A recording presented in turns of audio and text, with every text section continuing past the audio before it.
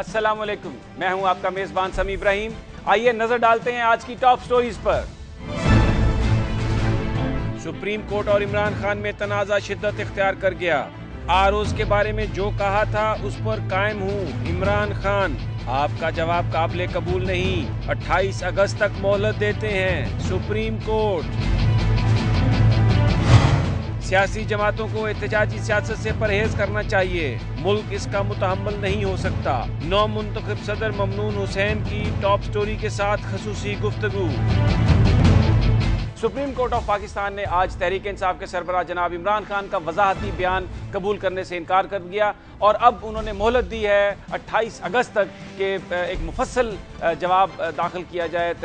तौहीन अदालत के केस में। और 28 अगस्त तक इमरान खान ने अपना जवाब दाखिल करना है। लेकिन कमरा अदालत से बाहर आने के बाद जो सहाफ़ियों से गुफ्तगू की, वहाँ पर इमरान खान का ये कहना था कि जो उन्होंने कहा वो उसको नहीं समझते कि उन्होंने कोई तौहीन अदालत की है, और उनको आज पता चला कि शर्मनाक कहना किसी को गाली देने के मुताबिक है। लेकिन जो एक अहम बात उन्होंने कही कि वो ज़िंदगी में पहली दफ़ा, और फिर साथ ही उन्होंने कहा कि शायद आखिरी दफ़ा वो अदलिया की जंग लड़ने के लिए जेल में गए, जिससे मुराद ये था कि वो अपनी एक मायूसी का इजहार कर रहे थे कि आइंदा शायद वो अब ये काम नहीं करेंगे। ये सारी सूरत हाल क्या है, किस तरफ लेके जा रही है, कानूनी इसकी क्या हैसियत होगी, ये बात हम करने के लिए चलते हैं मारूफ कानूनदान जनाब एस एम ज़फ़र की जानिब। अस्सलाम वालेकुम एस एम ज़फ़र साहब। वालेकुम अस्सलाम। एस एम ज़फ़र साहब, आपने देखा आज सारी जो प्रोसीडिंग हुई कोर्ट में, जो वजाहती बयान था वो तो नहीं माना कोर्ट ने, और अब 28 तारीख को बुलाया है, दोबारा उनको बयान देने के लिए कहा है। किस तरह देखते हैं आप इस सारी डेवलपमेंट को? ये बड़ा अहम वक्फा है और सुप्रीम कोर्ट ने गुंजाइश दी है, स्पेस दिया है कि इस अरसे में दोबारा गौर व फिक्र कर लिया जाए और कोई ऐसे अल्फाज इस्तेमाल कर लें, अल्फाज की तरतीब ऐसे कर दी जाए, कुछ अल्फाज से वापसी हो जाए और उसी का नए अल्फाज शामिल कर दिए जाएं, जिससे कि कोई मामला तय होता दिखाई दे और हो जाए। क्योंकि ये दुरुस्त नहीं लगता मुझे कि दो बड़ी रियासत के सतून एक लिहाज से सियासी जमात के कायद इमरान खान, उनका भी एक मुकाम है, और आप जानते हैं कि अदलिया को third limb of the state कहते हैं कि तीसरा सतून है, इनके दरमियान तसादम इस मौके पर, जबकि हम सब के सब तवक्को रखते हैं कि इस नए इंतखाबात के बाद कोई तब्दीली ऐसी आएगी कि हमारी ज़िंदगियों में खुशियाँ आ सकेगी और वो शहर जिसका इंतज़ार है वो करीब तर हो जाएगी। लेकिन अगर तसादम हुए और ऐसे अदारों में और ऐसी शख्सियात में, तो फिर वो हासिल करना बहुत मुश्किल हो जाएगा। तो ये एक बहुत अच्छा वक्फा है जिसमें एक दूसरे को मौक़िफ़ भी मालूम हो चुका है और जो जज्बात हैं वो भी ठंडे किए जा सकते हैं दो तरफ़ा तौर पर। तो यकीनी तौर पर अदलिया भी गौर करने के लिए तैयार होगी। मेरी राय तो दोनों को ये होगी कि दोनों थोड़ी थोड़ी अपनी मौजूदा पोजीशन से वापसी की जानिब कदम रखें, और जो भी फ़ैसला ऐसा हो जिसमें किसी को कोई नुकसान न पहुंचता हो, अदलिया की अज़मत भी रह जाए, एहतराम भी रह जाए, और इमरान खान को भी बाहर जाने का मौका मिल जाए अदालत से, तो इसमें विन विन सिचुएशन होगी, किसी को कोई नुकसान नहीं होगा। और अगर ये तसादम बढ़ा तो both can be the losers, दोनों को नुकसान पहुंच सकता है, क्योंकि सियासतदानों के साथ टकराव किसी भी अदारे का दुरुस्त नहीं हुआ करता। लेकिन एस एम ज़फ़र साहब, आज जो अदालत में जो प्रोसीडिंग हुई, जो जजेस के रिमार्क्स थे और फिर उसके बाद जो गुफ्तगू इमरान साहब ने की बाहर आकर, उससे तो नहीं लग रहा कि कोई भी फरीक अपनी पोजीशन से पीछे हटने के लिए तैयार है? इस वक्त ये दोनों के लिए बड़ी मुश्किलात हैं, और बेहतर ये होगा कि नोटिस अगर जारी हों तो जिसको भी जारी हों वो अदलिया से तसादम इस मौके पर न करे। कोई फ़ायदा नहीं होता है तसादम से। बेहतर यही होता है कि अपना मुकाम कायम रखें और उससे आगे चलने की कोशिश करें। अच्छा एस एम ज़फ़र साहब, अगर जो जवाब 28 अगस्त को इमरान साहब देते हैं वो जवाब अगर अदालत नहीं मानती, तो फिर इसकी क्या प्रोसीडिंग होगी, किस तरह मामला आगे चलेगा? ये फिर तरीक़ाकार वही है जो हमारे आइन में दर्ज किया गया है और जिसकी मज़ीद जिसे आप कहेंगे तफसीलात कानून कंटेम्प्ट ऑफ कोर्ट एक्ट में दी गई है। और इसका ख़ुलासा यूँ बनता है कि अगर अदलिया इस नतीजे पर पहुँचे कि जो जवाब दिए गए हैं और जो उन्हें मौका दिया गया था जवाब देने का, اس کے باوجود عدلیہ کی تسلی و تشفی نہیں ہو سکی، اور اس وقت بھی صورتحال ایسی ہے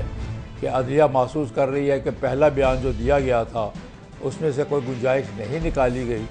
اور وہ پہلا بیان توہین عدالت میں آتا ہے، تو وہ اس سلسلے میں سب سے پہلے تو اپنے اٹارنی جنرل سے کہے گی کہ وہ اس مقدمے کے پروسیکیوٹر بنیں گے اور وہ اس مقدمے کو آگے لے کر چلیں گے، اور اس کے ساتھ ہی وہ ایک نوٹس دیں گے مسئول علیہ کو، یہاں عمران خان ہیں، کہ آپ اب اگلی تاریخ پر اپنے مکمل جواب جو دینا چاہتے ہیں وہ دے ڈالیں، اور جو کچھ آپ نے شہادتیں بھی دینی ہیں ان کی تفصیل بھی مہیا کر دی جائے، اور پھر شہادتیں شروع ہوں گی اور اس کے بعد بالآخر بحث ہو جائے گی۔ لیکن اس دورانیہ میں بھی اب سپریم کورٹ کے رولز اینڈ ریگولیشنز کے ماتحت یہ گنجائشیں رکھی گئی ہیں کہ مقدمہ چلنے کے دوران بھی اور فیصلہ ہونے تک بھی، بلکہ فیصلہ ہو جانے کے بعد بھی، اپیل کے دوران بھی، دورانیہ میں بھی مسئول علیہ کو یہ حق ہوتا ہے کہ وہ پھر اپنے پہلے بیان سے ریٹریکٹ کر جائے۔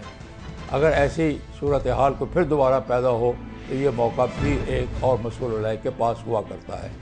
لیکن اگر خدا نخواستہ یہ تصادم آگے ہی گیا اور بڑھتا چلا گیا، اور عدلیہ نے شرمناک لفظ کو اسی انداز میں دیکھا جس انداز میں عمران خان نہیں دیکھ رہے، اور اسی نتیجے پر پہنچے کہ انہوں نے اس کے ذریعے سے اسکینڈلائز کیا ہے عدلیہ کو، تو پھر اگر انہوں نے سزا کا فیصلہ سنایا تو سزا وہ مختلف انداز کی دے سکتے ہیں۔ ایک تو یہ کہ ان کو سرزنش کر دیں کہ وہ آئندہ ایسے بیانات نہ دیں، دوسرے یہ کہ ان کو تا وقت عدالت میں بیٹھنے کا حکم دے دیں، وہ بھی ایک سزا گنی جاتی ہے، یا پھر کوئی مدت مقرر کر دیں۔ یہ مدت 6 ماہ سے زیادہ نہیں ہو سکتی، لیکن اس کے جو فال آؤٹ ہیں، اس کے اثرات اچھے نہیں ہوتے۔ اس کا ایک برا اثر یہ ہوتا ہے کہ اگر کوئی شخص جس نے توہین عدالت کی ہو وہ کسی پارلیمان کا، کسی منتخب ادارے کا ممبر ہو، تو پھر 5 سال کے لیے اس ادارے کا ممبر نہیں رہ سکتا۔ اگر اس قسم کا بھی حکم شامل کر دیا گیا تو اس سے پھر بہت بڑا نقصان ہوگا، اور ظاہر ہے کہ ان کی ایک اپنی سیاسی جماعت ہے، اور وہ سیاسی جماعت اپنے لیڈر کے ساتھ، چاہے اس کے لیے ان کو قانون دیکھنے کی ضرورت پڑے گی ہی نہیں، اگر فیصلہ خلاف ہوا تو ان کے جو ساتھی ہیں وہ اس کو منفی نظر سے دیکھیں گے اور ماحول خرابی ہوتا چلا جائے گا۔ احسن ظفر صاحب، اس پر اپنا کامنٹ کیجئے گا کہ جو جواب آج داخل کیے تھے عمران خان صاحب نے، اس میں انہوں نے اس بات کو تو تسلیم کیا کہ ان کا جو بیان تھا وہ آروز کے بارے میں تھا، جس کے بارے میں یہ کہنا تھا سپریم کورٹ کا کہ وہ بھی عدلیہ کا حصہ ہیں لیکن وہ ماتحت عدلیہ ہیں۔ تو یہ جو ایک کنفیشن ہے ان کا آروز کے حوالے سے، یہ آپ کیا سمجھتے ہیں آگے چل کر کس طرح پلے کرے گا اس مقدمے میں؟ اس کو اگنور کرنا تو خاصا مشکل نہیں ہوگا عدالت عظمیٰ کے لیے؟ پوزیشن یہ ہے کہ عدلیہ نے ان پر واضح کر دیا ہے کہ جن معاملات میں عدلیہ کو پریشانی ہے، اور عدلیہ نے کہا، میرا خیال ہے میں نے کچھ بات سنی ہے کہ آپ بڑے لیڈر ہیں، ہمیں آپ سے اس طرح کے بیان کی توقع نہیں ہے۔ تو اس کا مطلب یہ ہے کہ انہوں نے انڈیکیشن دے دی ہیں، اشارے دے دیے ہیں کہ کن معاملات پہ وہ حساس ہیں۔ اب ان معاملات کو ایڈریس کرنا حامد علی خان کا کام ہے، وہ بڑے قابل وکیل ہیں، وہ یقیناً کر لیں گے۔ مجھے یاد پڑتا ہے کہ جب سجاد علی شاہ صاحب نے میاں نواز شریف صاحب کو کنٹیمپٹ کا نوٹس جاری کیا تھا تو میں ان کی جانب سے وکیل تھا۔ میں نے اردو میں بڑے سناؤ کرنے کے بعد، 10 دفعہ لکھنے کے بعد ایسے الفاظ استعمال کر لیے تھے جس سے بلا شک و شبہ بالآخر عدلیہ کا جنہوں نے آخری فیصلہ سنایا تسلی و تشفی ہو گئی تھی۔ تو اسی لیے میں سمجھتا ہوں کہ الفاظ کو درست کرنے کے لیے ابھی بہت موقع ملا ہے، 1 مہینے کا موقع ہے، اور میں آپ سے میڈیا سے بھی درخواست کروں گا کہ آپ کی بھی کوشش ہونی چاہیے کہ یہ معاملہ آگے نہ بڑھے اور جہاں ہے وہی ختم ہو سکے۔ احسن ظفر صاحب، اس پر ضرور کمنٹ کیجئے کہ جو بات عمران خان نے کہی، بہت سے دوسرے لیڈران ہیں جن میں خورشید شاہ صاحب ہیں، انہوں نے بڑی سخت گفتگو کی۔ اس کے علاوہ لاہور ہائی کورٹ بار ایسوسی ایشن کی تو ایک پوری ریزولوشن آئی ہے، لیکن یہ جو نوٹس دیا گیا ہے یہ صرف عمران خان کو دیا گیا ہے۔ کہ اس سے آپ سمجھتے نہیں ہیں کہ تحریک انصاف میں ایک بے چینی ہوگی ان کی کارکنوں میں کہ صرف ان کے قائد کو کیوں یہ دیا گیا ہے نوٹس؟ اعتزاز اسد صاحب نے جو بہت ہمارے قابل وکیل ہیں، محترم ہیں ہمارے لیے، اور ساتھ ہی رضا ربانی صاحب نے ایک پریس انٹرویو میں، ممکن ہے کہ خوشی شاہ بھی ان کے ساتھ بیٹھے ہو جیسے آپ نے ذکر کیا، انہوں نے بہت سخت بیانات دیے ہیں، بلکہ عمران خان سے زیادہ سخت بیان دیا ہے۔ ظاہر ہے کہ رجسٹرار کو اب اس کا نوٹس لینا ہوگا کہ آپ لوگوں نے اس سلسلے میں بیانات اور ایک دوبارہ یاد دلا دی ہے ان کو کہ یہ بھی بیانات آئے ہیں۔ اگر وہ اس پر کارروائی نہیں کرتے تو پھر عدلیہ کو اس پر یقینی طور پر کارروائی کرنی پڑے گی، اور اگر عدلیہ نے کارروائی نہ کی تو صرف عمران خان کے خلاف جو کارروائی ہوگی اس کو سلیکٹیو جسٹس سمجھتے ہوئے ایک اور مزید اشتعال کی گنجائش ہوگی، اور بھڑکتی ہوئی آگ میں وہ تیل کا کام کرے گی۔ بہت بہت شکریہ جناب ایس ایم ظفر، جو یہ کہہ رہے تھے کہ 28 اگست تک کا جو وقفہ ہے یہ نہایت اہم ہے، اور کوشش ہونی چاہیے تحریک انصاف کی طرف سے بھی اور عدلیہ کی طرف سے بھی کہ دونوں اپنے موقف سے کچھ پیچھے ہٹیں، معاملہ سلجھ جائے، کیونکہ اگر یہ معاملہ اس طرح بڑھا تو اس سے قوم کو کوئی فائدہ نہیں ہوگا، ملک میں عدم استحکام آنے کا خدشہ پیدا ہو جائے گا۔ یہاں پر ناظرین وقت ہوا ہے ایک بریک کا، لیکن بریک کے بعد ہم بات کریں گے تحریک انصاف کے رہنما جناب بیرسٹر ولید اقبال سے، اور ان سے جاننے کی کوشش کریں گے کہ قانونی جنگ تو ہو رہی ہے لیکن سیاسی محاذ پر تحریک انصاف اس معاملے کو نبٹنے کے لیے کیا پالیسی بنا رہی ہے۔ لیکن یہ سب ایک بریک کے بعد، ہمارے ساتھ رہیے۔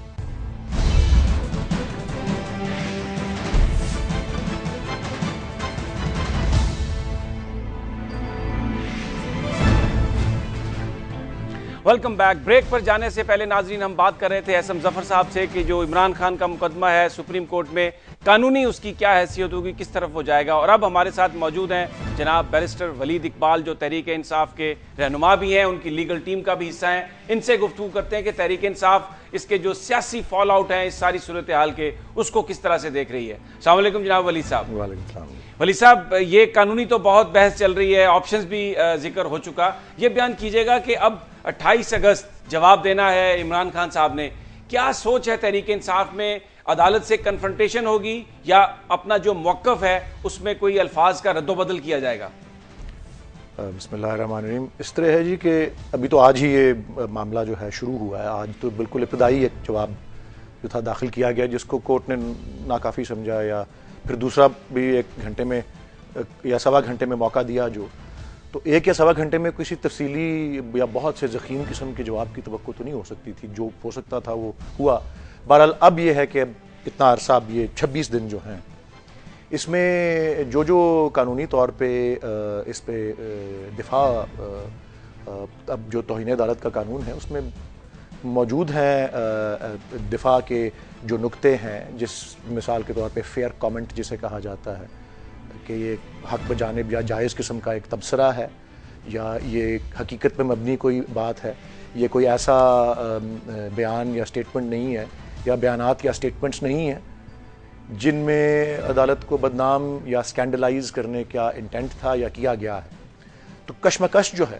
وہ چل رہی ہے 2 چیزوں میں، ایک وہ تصور جو عدالت کر رہی ہے کہ اس کی توہین ہوئی، اور دوسرا ایک بنیادی حق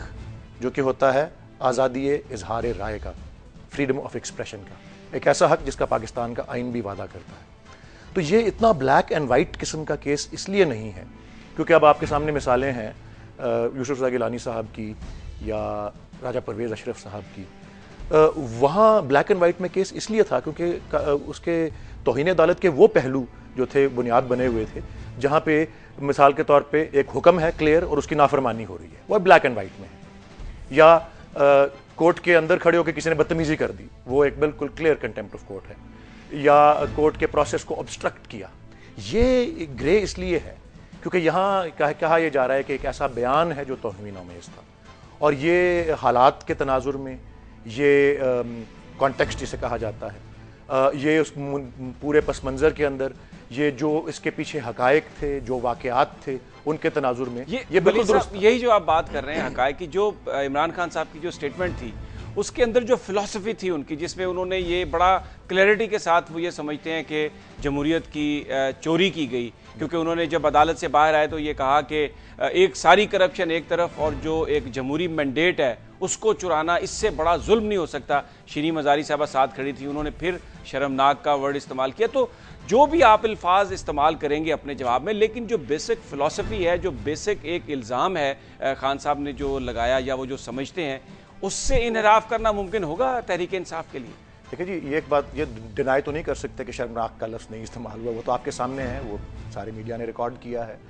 اب دیکھنا یہ ہے کہ کن حالات میں خان صاحب یہ قائم ہے کہ وہ میں نے جو کہا وہ صحیح کہا, اور میں آج بھی قائم ہوں کہ جو کچھ آروز نے کیا وہ ایک شرم کی بات ہے. جی اس میں میں آپ کو تھوڑا سا اس کا بھی پس منظر بتاتا ہوں کہ ابھی جب سے یہ نوٹس جاری ہوا ہے اظہار وجوہ کا, شو کاز نوٹس جو تھا, اس وقت سے ماہرین کے ایک طبقے کی یہ رائے ضرور موجود تھی کہ ایک ایسا معاملہ ہے جس میں دونوں سائڈز کو لچک دکھانی چاہیے. وہ عدالت جس جو تصور کری اس کا توہین ہوا ہے, اور وہ شخصیت جس نے کوئی ایسا الزام لگایا ہے جو کہ قابل اعتراض ہے. تو اس میں ایک جو اس کا پہلو جس پہ زور دیا جا رہا تھا وہ یہی تھا کہ ریٹرننگ افسرز جو تھے وہ تھے تو عدلیہ کا ہی حصہ, اور سیشن ججز تھے, ایڈیشنل سیشن ججز تھے, لیکن وہ جوڈیشل فنکشن نہیں پرفارم کر رہے تھے, وہ الیکشن کمیشن کی ڈیوٹی دے رہے تھے. تو توہین عدالت کے قانون میں بھی ایک طرح کا تحفظ حاصل ہے ایسے کسی بیان کو جو کہ جوڈیشل کیپیسٹی سے باہر دیا گیا ہو کسی جوڈیشل آفیسر کے بارے میں. تو اس پہ خیال یہ تھا کہ تکنیکی بنیادوں پر عدالت شاید ایک لینینٹ ویو لے اور معاملہ یہاں ختم ہو جائے. بہرحال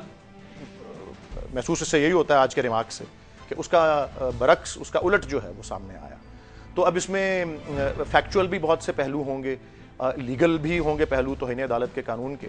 اور ظاہر ہے پولیٹیکل بھی بات اس میں ہے. پولیٹیکل کی ہم جاننا چاہ رہے ہیں کہ یہ بتائیے کہ کوئی کنٹینجنسی پلان, اگر یہ بات آگے چلتی ہے تو کیا تحریک انصاف کیا اسٹریٹجی ہوگی؟ آپ لوگ میس موومنٹ پہ جائیں گے, اپنا جو احتجاج ہے اس کو ریکارڈ کس طرح سے کروائیں گے؟ ساری پروسیڈنگ میں آپ اپنے جو ورکرز ہیں, اپنی پارٹی ہے, اس کو سٹیمولیٹ کریں گے؟ دیکھیں جی ورکرز جو ہیں وہ ان میں ظاہر ہے بے چینی تو ضرور پائی جاتی ہے, کیونکہ یہ ایک ایسا معاملہ ہے جس کی آؤٹ کم خاصی منفی ہو سکتی ہے کہ ایک پارٹی کے لیڈر کو نااہل قرار دے دیا جائے اسمبلی سے بھی اور پارٹی کی چیئرمین شپ سے بھی, اور باقی اس طرح کا کوئی تاثر ملنا, ہر ایک کی اپنی اپنی رائے ہوتی ہے تاثر ملنا کہ جی کو زیادتی ہوئی ہے. تو یہ سارا معاملہ تو اس وقت اپنا فوکس میں آئے گا جب کوئی حتمی فیصلہ ہو. میں آپ کو یہ بھی بتاتا چلوں, شاید آپ نے یہ قانونی حوالے سے یہ بھی کہ کوئی حتمی فیصلہ یہ عدالت کر بھی دیتی ہے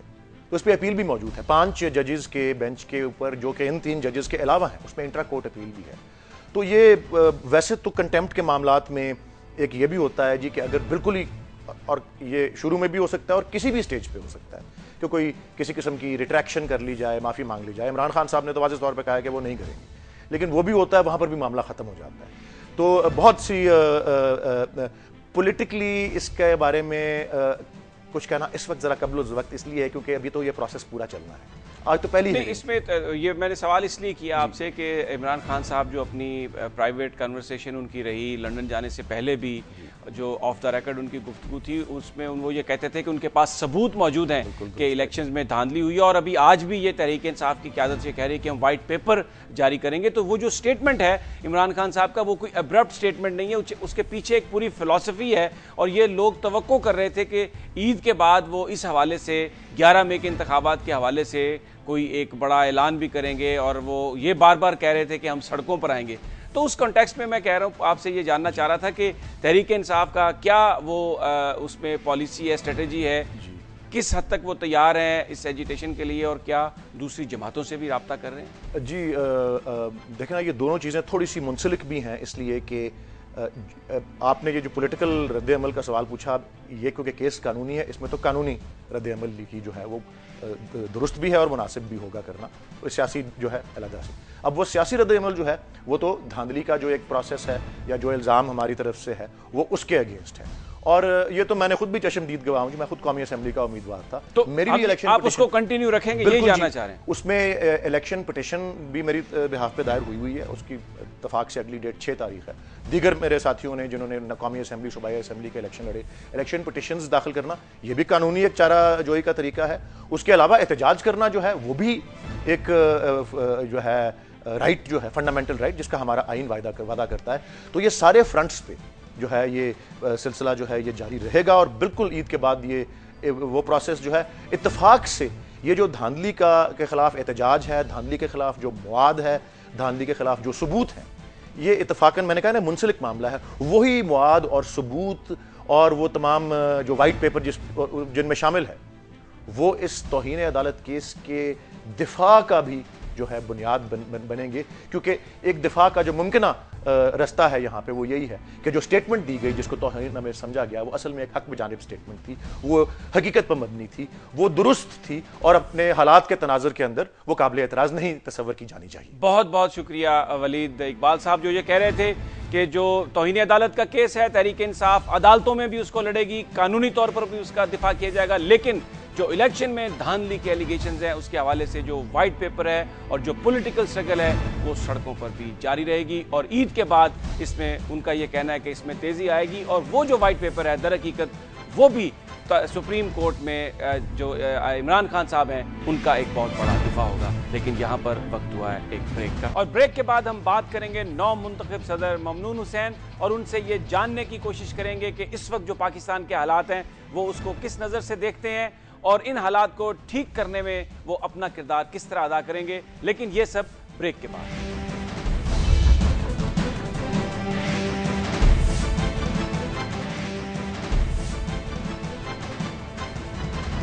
پاکستان میں اس وقت جو حکومتی بینچز اور اپوزیشن کے درمیان جو کشیدگی ہے اس کی ایک وجہ 30 جولائی کے صدارتی انتخابات بھی ہیں، جن کے نتیجے میں پاکستان میں 12ویں صدر کا انتخاب ہوا اور ممنون حسین ایک بھاری اکثریت سے صدر بنے، لیکن ان کے انتخاب پر کئی سوالیہ نشان ہیں۔ انہی کے انتخابات کے حوالے سے ہی عمران خان کی پریس کانفرنس تھی صدارتی الیکشن والے دن، جس میں انہوں نے سپریم کورٹ کے بارے میں جو ریمارکس کہے تھے، آج وہ اس حوالے سے کنٹیمپٹ بھگتنے کے لیے بھی گئے، لیکن آؤٹ کم جو تھا وہ ممنون حسین ان الیکشنز کے نتیجے میں صدر منتخب ہوئے۔ اور آج ہم بات کریں گے ٹاپ سٹوری میں ممنون حسین صاحب سے، اور ان سے یہ جاننے کی کوشش کریں گے کہ جو اس وقت کے حالات ہیں وہ کس نظر سے ان حالات کو دیکھتے ہیں، اور حالات کو بہتر بننے کے لیے وہ کیا سمجھتے ہیں کہ وہ کیا کردار ادا کر سکیں گے۔ ہم چلتے ہیں ممنون حسین صاحب کے پاس۔ السلام علیکم جناب ممنون حسین صاحب۔ جی وعلیکم السلام جناب علی۔ ممنون صاحب، آپ پاکستان کے 12ویں صدر منتخب ہوئے ہیں، اور اس وقت پاکستان میں بڑی ایک یونیک سچویشن ہے، ایسے حالات ہیں جس میں قوم مختلف مسائل کا شکار ہے، آپ اس صورتحال پر کیا تبصرہ کریں گے؟ دیکھیے یہ جو موجودہ جو حکومت ہے اس میں ایک خوشائند بات جو سب سے پہلی ہے وہ یہ ہے کہ یہ ایک جمہوری پروسیس کے ذریعے حکومت میں تبدیلی آئی ہے۔ پہلے ایک جمہوری وزیر اعظم گیا اور دوسرا جمہوری وزیر اعظم آیا، اور اب ایک جمہوری طریقے سے الیکٹڈ پریزیڈنٹ جائے گا، دوسرا پریزیڈنٹ آئے گا۔ تو سب سے بڑی خوشائند بات یہ ہے، پاکستان کے حالات کا تجزیہ اگر ہم کریں تو پاکستان اپنی تاریخ کے سب سے بدترین حالات سے اس وقت دوچار ہے، اور لوگوں نے بڑی توقعات وابستہ کی ہیں اس جمہوری حکومت سے جو برسر اقتدار آئی ہے، اور مسائل بڑے سنگین ہیں۔ اچھا، جہاں تک میرے رول کا تعلق ہے تو میں بحیثیت صدر کے کوشش کروں گا کہ جہاں کہیں بھی مرکزی حکومت کو اور صوبائی حکومتوں کو میری مدد کی ضرورت ہوگی تو میں اپنے مشورے بھی دوں گا، اور جہاں کہیں بھی ان کی مدد کر سکتا ہوں کروں گا۔ اور میں بڑا پر امید ہوں کہ انشاءاللہ اس حکومت کے پاس مسائل کی نشاندہی انہوں نے کی ہوئی ہے، اور مسائل تو ویسے بھی اتنے سنگین ہیں کہ ایک بڑی تعداد پاکستان کی ان سے متاثر ہے۔ آپ دیکھیں کہ یہ صحیح ڈائریکشن میں جا رہے ہیں، اس کا ثبوت یہ ہے کہ لوڈ شیڈنگ اتنا بڑا مسئلہ تھا کہ انہوں نے اس حکومت نے آنے کے بعد وہ جو سرکولر ڈیٹ تھا اس کو ختم کیا ہے۔ اچھا، پھر اس کے بعد کل وزیر اعظم نے اپنی تقریر میں گڈانی میں یہ بات کی ہے کہ جناب ہم نے اب جو بجلی کی پیداوار ہے وہ 17,000 میگا واٹ تک پہنچا دی ہے، جو کہ آج سے تقریباً 1.5-2 مہینے پہلے 11-12 ہزار میگا واٹ تھی۔ تو یہ اتنی جلدی تقریباً 2 مہینے سے بھی کم میں یہ مقصد حاصل کرنا اس بات کی علامت ہے کہ حکومت کی ڈائریکشن ٹھیک ہے، حکومت کو مسائل کی آگہی بھی ہے، اور حکومت صحیح پلاننگ کر رہی ہے۔ اور انشاءاللہ آپ دیکھیں گے کہ یہ جس طرح سے لوڈ شیڈنگ کا مسئلہ آہستہ آہستہ کم ہوتا جائے گا اور یہ حل ہوتا جائے گا، دوسرے مسائل جو ہیں خاص طور پہ یہ دہشت گردی اور بدامنی، اس کی طرف حکومت کی پوری توجہ ہے۔ تو چودھری نثار علی خان ایک بڑی واضح قسم کی، ایک بڑی مربوط قسم کی ایک پالیسی بنانے والے ہیں، جس میں وہ تمام جو قانون نافذ کرنے والے ادارے ہیں ان کو آن بورڈ لینا چاہتے ہیں،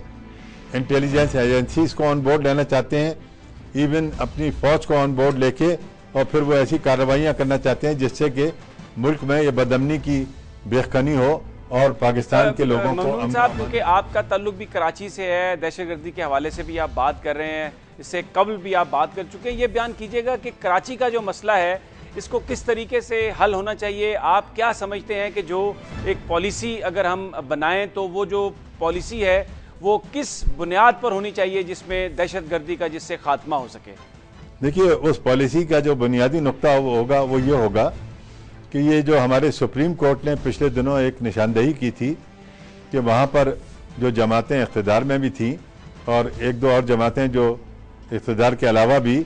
تو ان کا کہنا یہ تھا، سپریم کورٹ کی آبزرویشن یہ تھی کہ ان کے ملیٹنٹ گروپس بنے ہوئے ہیں اور وہ یہ کارروائیوں میں مشغول ہیں، بدامنی کے واقعات کے ذمہ دار ہیں۔ تو یہ جب یہ بات مسئلے کی نشاندہی موجود ہے تو یہ مرکزی حکومت وہاں پر صوبائی حکومت کو اس بات پہ آمادہ کرے گی کہ جن جماعتوں میں اگر اس قسم کے جرائم پیشہ لوگ موجود ہیں، ان جماعتوں کو اس بات پر آمادہ کریں کہ وہ اپنی صفوں کو اس جرائم پیشہ لوگوں سے صاف کریں، اور اگر اس میں وہ تساہل کا، اگر وہ کسی قسم کا مظاہرہ بھی کریں گی تو وہ جماعتیں، تو مرکزی حکومت اپنی اس مربوط پالیسی کے ذریعے جو کوئی بھی ہوں گے، چاہے وہ کسی جماعت سے بھی تعلق ہو، ان مجرموں کو پکڑے گی، ان کو قانون کے کٹہرے میں لائے گی اور ان کو قرار واقعی سزا دلائے گی۔ جب تو آپ دیکھیں گے کہ یہ جو حوصلہ شکنی ہوگی یہ جرائم پیشہ لوگوں کی، اور آہستہ آہستہ آہستہ آہستہ حالات ٹھیک ہوں گے، اور ان کی جرائم پیشہ لوگوں کی جو ہے بے خنی بھی اس طرح سے ہو سکے گی۔ اور مجھے یقین ہے کہ جس طرح سے کل میاں صاحب جو گڈانی گئے تھے سندھ میں، پہلے کراچی آئے، وہاں سے گڈانی گئے تھے، تو انہوں نے جس طرح سے وہاں کی مقامی حکومتوں کو، صوبائی حکومتوں کے لیے اپنے جذبات کا اظہار کیا، انہوں نے وہاں یہ کہا کہ ہم ہر اس جماعت کا اس کے مینڈیٹ کا احترام کرتے ہیں کہ جس کو لوگوں نے مینڈیٹ دیا ہے، اور صوبے میں جو حکومتیں قائم ہیں ہم ان کو اپنے بھرپور تعاون کی یعنی پیشکش کرتے ہیں۔ تو ان جذبات سے میرا خیال ہے، مجھے امید ہے کہ انشاءاللہ جگہ جگہ اچھائیاں، اچھے جذبات پیدا ہوں گے، آپس میں ہم آہنگی ہوگی۔ ممنون صاحب، ایک اور جو بڑا مسئلہ ہے جس کا شکار پاکستان کے عوام ہیں وہ ہے غربت کا مسئلہ۔ ہم عموماً دیکھتے ہیں کہ جب پارٹیز اقتدار میں آ جاتی ہیں تو وہ وہی قدم اٹھاتی ہیں جس سے غریبوں کو کوئی فائدہ نہیں ہوتا اور غریب بیچارے پس جاتے ہیں، جس طرح ابھی حکومت نے ٹیکس لگائے۔ یہ بیان کیجیے گا کہ یہ آپ کیا ایڈوائز کریں گے حکومت کو کہ وہ عوام کے جو حقیقی مسائل ہیں یا ان کا جو دکھ ہے اس کو جاننے کے لیے اور اس کا حل سوچنے کے لیے کس طرح رابطہ رکھے عوام سے، کیونکہ جب ایوان اقتدار میں لوگ آ جاتے ہیں تو رابطہ ختم ہو جاتا ہے اپنے پارٹی ورکر سے، غریب لوگوں سے۔ دیکھیے، اس میں یہ راستہ ذرا مشکل ہے۔ وجہ یہ ہے کہ میں آپ کو ایک نشاندہی کرتا ہوں جس سے آپ کو اس کی سنگینی کا اندازہ ہوگا کہ 2008 میں جب یہ پچھلی حکومت برسر اقتدار آئی تھی تو اس وقت پاکستان کی حکومت میں جو قرضے تھے وہ ان کا حجم تقریباً 6,700 ارب روپیہ تھا۔ اچھا، آج جو حجم ہے اس قرضے کا جو حکومت پاکستان پر ہے وہ تقریباً 14,700 یا 14,800 ارب روپیہ ہے۔ اچھا، خزانہ ایک طرح سے خالی ہے۔ اچھا، پھر یہ کہ ہمیں جو باہر سے ہم نے قرضے لیے ہوئے ہیں ہم نے وہ قرضے ادا کرنے ہیں، اور بلکہ وہ قرضے ادا کرنے کے لیے ہمارے پاس پیسے نہیں ہیں، وہ قرضے ادا کرنے کے لیے ہم مزید IMF سے فنڈ لے رہے ہیں تاکہ ہم ڈیفالٹ نہ کر جائیں اور ہمارا امیج جو ہے وہ دنیا کے اندر خراب نہ ہو۔ تو یہ ابھی ہمیں تھوڑا عوام کو مشکلات کا سامنا رہے گا، اور یہ ان کو جیسے یہ بہت ساری جگہوں پر جو حکومت سبسڈی دیتی تھی، جیسے بجلی کے نرخوں میں بجلی حکومت پیدا کر رہی تھی 14، 15، 16 روپے پر یونٹ اور لوگوں کو بیچ رہی تھی 9 روپے پر یونٹ۔ یہ آہستہ آہستہ بجلی کے ریٹ بھی بڑھیں گے، یہ سبسڈی ختم کی جائے گی، تو ابھی تھوڑا سا لوگوں کو مشکلات کا سامنا تو کرنا پڑے گا۔ لیکن میں لوگوں کو ایک بات یہ بتانا چاہتا ہوں کہ حکومت کے جو پروگرامز ہیں، جیسے کل گڈالی میں انہوں نے نئے منصوبے کی شروعات کی ہے، یہ بجلی کے پیداوار کے، یہ بجلی کی پیداوار جب بھرپور طریقے سے تقریباً اس میں میرا خیال ہے 3 سال میں یہ شاید اس قسم کے رزلٹ آئیں گے کہ حکومت بجلی کے نرخ کم کرتی ہوئی آپ کو نظر آئے گی۔ لیکن اس کے لیے شروع میں تو قربانیاں دینی پڑیں گی، اور فی الحال جیسے یہ 1% سیل ٹیکس میں اضافہ کیا ہے، اس پہ بھی لوگ پریشان ہیں۔ اچھا، مہنگائی جو ہے وہ اس لیے بھی بڑھتی رہی ہے کہ پچھلے زمانے میں ہماری हुकूमतें जो हैं वो नोट छापती रही हैं और नोट छाप के अपनी ज़रूरतें पूरी करती रही हैं। जब इस तरह का अमल किया जाता है तो महंगाई बढ़ती है। बहरहाल ये लोगों को थोड़ा इंतज़ार करना पड़ेगा। अगर हमारी बड़ी मजबूत किस्म की इकनॉमिक पॉलिसीज़ होंगी तो आप देखेंगे कि इंशाअल्लाह चंद सालों के बाद लोगों को रोज़गार भी मिलेगा, लोगों को पास खुशहाली भी आएगी और पाकिस्तान जो है वो तरक्की के रास्ते पर जब गामजन होगा तो लोगों को आसानियाँ भी इंशाअल्लाह हुकूमत फराहम करेगी। नौमुंतखब सदर जनाब ममनून हुसैन से हमारी गुफ्तगू जारी है। यहाँ पर वक्त हुआ है एक ब्रेक का और ब्रेक के बाद हम दोबारा उनसे गुफ्तगू करेंगे और उनसे ये सवाल करेंगे कि इस वक्त जो अपोजिशन की जो सूरत हाल है, जो हुकूमत पर तनकीद की जा रही है और ख़ास तौर पर सदारती इलेक्शन के हवाले से जो तनकीद की गई थी उस पर उनका क्या ख्याल है, लेकिन ये सब एक ब्रेक के बाद।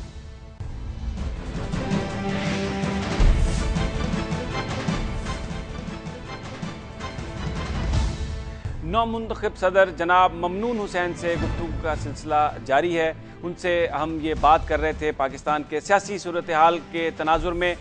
ममनून साहब, ये बयान कीजिएगा, आपका जो इंतखाब है ये एक बड़ा हंगामा खेज इंतखाब रहा, पीपल्स पार्टी ने इसका बायकॉट किया, तहरीक इंसाफ के सरबराह इन्हीं इंतखाबात के हवाले से गुफ्तगू करते हुए सुप्रीम कोर्ट जा पहुंचे क्योंकि उन्हें तौहीन अदालत के सिलसिले में तलब कर लिया गया और चीफ इलेक्शन कमिश्नर ने इस्तीफा दे दिया। बाज़ लोगों का ख्याल है कि ये जो कन्फ्रंटेशन है, इस वक्त जो मुल्क को दरपेश मसाइल हैं उसमें ये मौजू नहीं है। आप क्या समझते हैं इस सारी सूरत हाल में? क्या आप एडवाइस करेंगे अपोजिशन की सियासी जमातों को? क्या आपका पैगाम होगा? हाँ, आपने सही फरमाया। ये हालात की जो संगीनी है हर शख्स को, हर जमात को उसका एहसास करना चाहिए। देखिए, हमारा किरदार तो ये रहा हमारी जमात का कि हमने लोगों के ताने बर्दाश्त किए हैं। लोग ये तवक्को करते थे कि हम अपने इख्तिलाफात को जवाज़ बनाकर पिछली हुकूमत के ख़िलाफ़ एक तूफ़ान खड़ा करेंगे और पिछली हुकूमत को पूरा हुकूमत करने का मौका नहीं करने देंगे और उससे पहले उसको ख़त्म करा देंगे। हमने ऐसा नहीं किया। हमने जमहूरियत के फ़रोग़ के लिए, मुल्क के मफाद में हमने उस हुकूमत को चलने दिया। तनकीद हम करते रहे उनके बुरे कामों पर, लेकिन हमने कभी ये कोशिश नहीं की कि हम उनके रास्ते में दीवार बन के उनकी हुकूमत को गिरा दें। यही जज्बा था कि जमहूरियत को फ़रोग़ दिया जाए। मुल्क के अंदर हालात जब भी ठीक होंगे, जब इस किस्म के जज्बे का इजहार होगा। तो अब ये जमहूरियत फ़रोग़ पा रही है। जैसे मैंने आपसे कहा कि जमहूरी तरीके से वज़ीर आज़म तब्दील हो रहा है, सदर तब्दील हो रहा है, तो ऐसे मौके पर बॉयकॉट करना या किसी किस्म के इख्तिलाफात को संगीन बनाना या बहुत आगे ले जाना ये मुनासिब नहीं है। मैं सबसे दरख्वास्त करूँगा कि पाकिस्तान की बेहतरी के लिए ऐसे इक़दाम करें जो पाकिस्तान किसी मुसीबत में मुब्तला ना हो। पाकिस्तान पहले ही मसाइल का शिकार है। हम सबको मिलकर पाकिस्तान को मसाइल से निकालना है। तो खुदा के वास्ते हर जमात, हर शख्स अपनी जिम्मेदारियों को पहचाने और नए नए मसाइल पैदा ना करे और हर जगह हुकूमत के साथ और उन इदारों के साथ जो पाकिस्तान में बेहतरी लाना चाहते हैं, ये ज़रूरी है कि हम सब और सियासी जमात उनके साथ ताउन करें। अच्छा ममनून साहब, आप जिक्र कर रहे हैं पाकिस्तान के मसाइल के हवाले से, इससे पहले आपने ये भी जिक्र किया कि आप एक भरपूर किरदार भी अदा करेंगे, लेकिन 8वीं तरमीम के बाद जो सदर का ऑफिस है, इख्तियारात उनके पास नहीं है, वो तो सारे पार्लियामेंट को और वज़ीर आज़म साहब को चले गए हैं। तो ये जो बड़े चैलेंजेस हैं जिनमें दहशत गर्दी है, उसके हवाले से एक मजबूत पॉलिसी बनाना है, तमाम सियासी जमातों को, स्टेक होल्डर्स को इकट्ठा करना है, तो किस तरह से आप अपना किरदार कंसीव करते हैं? क्या आप समझते हैं कि आप क्या किरदार इस सूरत हाल में और अपने महदूद इख्तियारात की वजह से आप इस्तेमाल कर सकते हैं? क्या किरदार अदा कर सकते हैं आप? देखिए, आपने ठीक कहा, सदर का रोल तो बहुत ही महदूद है, लेकिन आप देखें फाटा में, क्योंकि फाटा डायरेक्टली सदर के तहत होता है, तो वहाँ सदर अपना रोल अदा कर सकता है। फाटा में जो मसाइल और परेशानियाँ हैं उनको दूर करने में, वहाँ के आवाम को आसानियाँ फराहम करने में अपना रोल अदा कर सकता है। फिर सदर का जो सबसे अहम रोल है वो ये है कि सूबों के और मरकज़ के दरमियान हम आहंगी को बरकरार रखा जाए। अगर सूबों को मरकज़ से कुछ शिकायतें हैं तो उनको दूर कराया जाए। अगर मरकज़ को किसी सूबे से कोई शिकायत है उसके दूर करने में मदद फराहम की जाए। तो सदर का ये रोल तो एक बड़ा यानी फादरली रोल होता है और वो इंशाल्लाह मैं समझता हूँ कि बहुत अहम रोल है। अगर एक सदर अपने मुल्क के लिए हम आहंगी की फ़िज़ा सूबों के मरकज़ के दरमियान, लोगों के दरमियान اگر کرنے میں کامیاب ہو جاتا ہے تو یہ بہت بڑی کامیابی، ملک کی بڑی خدمت ہے۔ اس کے علاوہ صدر کے پاس یہ جذبہ تو ہمیشہ موجود رہتا ہے کہ اگر وہ فرض کریں کسی میدان میں کچھ اور زیادہ مدد کرنا چاہتا ہے، کچھ اور کارنامے انجام دینا چاہتا ہے تو اس کو کون روک سکتا ہے۔ مثال کے طور پہ میری یہ خواہش ہے کہ میں تعلیم کے میدان میں پاکستان کے وزیر تعلیم کے ساتھ مل کے کچھ نہ کچھ کرنا چاہتا ہوں، کچھ اپنی خدمات پیش کرنا چاہتا ہوں، تو مجھے اگر موقع ملا تو میں یہ ضرور کروں گا۔ اس میں انشاءاللہ مجھے کوئی رکاوٹ پیش نہیں آئے گی۔ آپ نے ذکر کیا بہت سارے میدانوں کا، تعلیم کا بھی آپ بڑی خدمت یقیناً سر انجام دینا چاہتے ہیں، لیکن فاٹا کا بھی آپ نے ذکر کیا، وہ ڈائریکٹلی آپ کے کنٹرول میں ہے، اور ایک بڑا وہاں پر ایشو بھی ہے سب سے بڑا جو پاکستان کا دہشت گردی کے حوالے سے، وہ فاٹا ہی سے ہے۔ تو فاٹا کے حالات کو بہتر بنانے کے لیے، تمام قوتوں کو اکٹھا کرنے کے لیے آپ بیان کامنٹ کیجئے گا کہ آپ رول ادا کریں گے، وہ کس قسم کا ہوگا رول؟ انشاءاللہ جہاں کہیں بھی ضرورت پڑی اور مجھے ایسا محسوس ہوا کہ میں اپنا کوئی کردار ادا کر کے ایسی کوئی خدمت انجام دے سکتا ہوں کہ سب کو ایک پیش پہ لے آؤں، تو میں ضرور اس میں بھرپور سرگرمی کے ساتھ حصہ لوں گا اور انشاءاللہ اپنے رول کو ادا کروں گا۔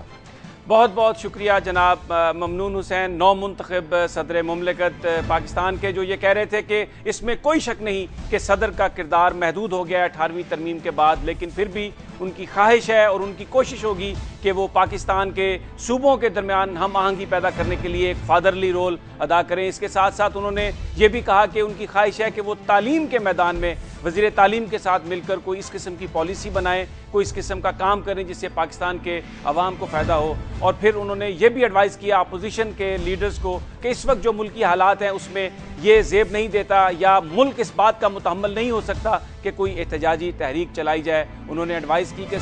تمام پارٹیز کو مل کر پاکستان کو جو مسائل درپیش ہیں ان کا حل تلاش کرنا ہوگا۔ ناظرین، یہ تھا آج کا پروگرام، اس ہفتے کا آخری پروگرام۔ انشاءاللہ سوموار کو پھر آپ سے ملاقات ہوگی ٹاپ سٹوری میں نئی خبروں اور نئے تجزیوں کے ساتھ۔ اپنے ساتھیوں کا، اپنے ہمسایوں کا خیال رکھیے گا۔ ملاقات ہوگی انشاءاللہ اگلے سوموار۔ اللہ حافظ۔